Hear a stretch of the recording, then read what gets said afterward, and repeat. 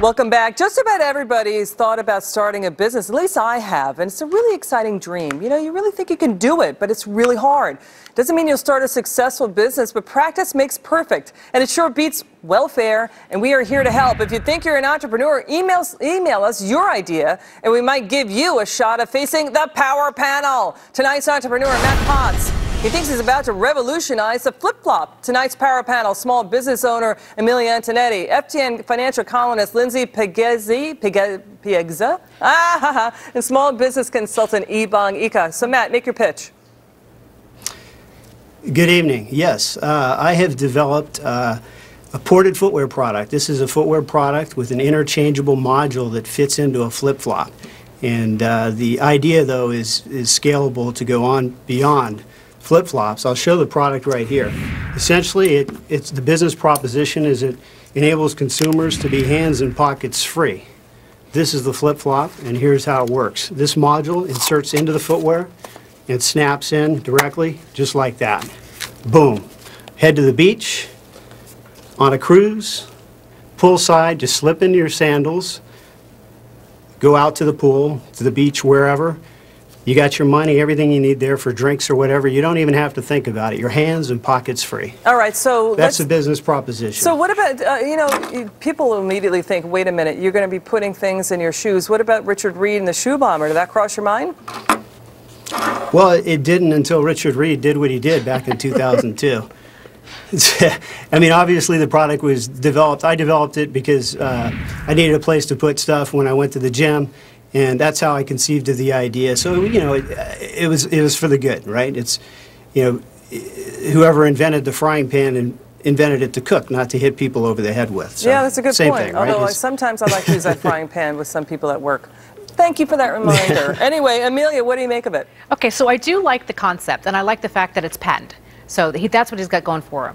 I don't like the name. The name is extremely confusing because you think it has something to do with the arch, S4 is arch, and all the branding the big people do, meaning that it's somehow going to do something for the arch. The problem that he's going to have here is the cost of the unit, keeping that margin wide enough that he actually can hit the price point out there. And I see this all the time with mass consumer goods, is what it's going to cost him to compete in the flip-flop industry is very, very difficult. Matt, you're writing this down. You're getting good advice. So, Lindsay, what do you make of it? Well, you know, Absolutely. as soon as I read about the product, I immediately thought, as you mentioned, the gym. When I go running, where do you put your keys? Where do you put cash?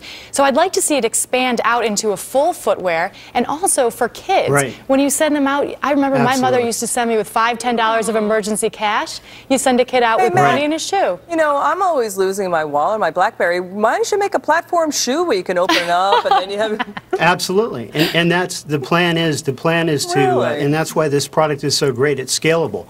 I want to first create product acceptance here and focus my sales through a few retailers and ensure that I have sell-through and create a groundswell, and then introduce new categories of product, there you go, including children's footwear. Let's take it to Ebon. What do you think? One of the concerns I have with the shoe, I like the concept because I've gone through something similar. But one of the things a concern I have about the shoe is whether or not it's waterproof. Is this flip-flop waterproof? If I wear this to the beach or I'm on a cruise, am I going to have to worry about my cash getting soaked or my cards having problems getting sand in my? That's a good point. What do you say, Matt? So what we do is, included in every sandal is a little plastic bag. So what you're doing is you're waterproofing your material in the whatever you're carrying in the plastic bag by putting it in a plastic bag, and then you insert the plastic bag in here and close it, and you're good to go. All right. In most cases, it doesn't make a big difference, right? Your stuff gets wet, still spins. All right, gang. We're going to take it to a vote. What do you think, Amelia? I would. I think you need a strong business person to actually blow out this blueprint for this, but I would actually take a meeting. Would you buy a platform? I agree, Amelia. Thank you. I'm an investor, so I look at this basically from what I invest in the business, and I would if you had the right executive team. Lindsay, what do you think? Well, I'm a consumer, so from a consumer standpoint, I would say if this was turned into a runner, I would certainly purchase one. Yvonne, what do you say? I'm in the middle. I think it depends on whether or not you can knock out the park your first actual product versus having multitude of product lines. All right, so, you know, Matt, wrap it up for us. How many product lines are you thinking here? Well, I think I'll take the investor. Let's scale this. Let's develop new categories, new styles, and new accessories for footwear. This is the first interactive footwear product on the market the footwear business has missed it. Okay, Matt So Potts, let's do it. Archport Shoes founder. So good to be with you. And thank you, Pan. Always so Thank smart. you. Really appreciate it. On deck, look who's weighing in the economy. Lindsay Lohan.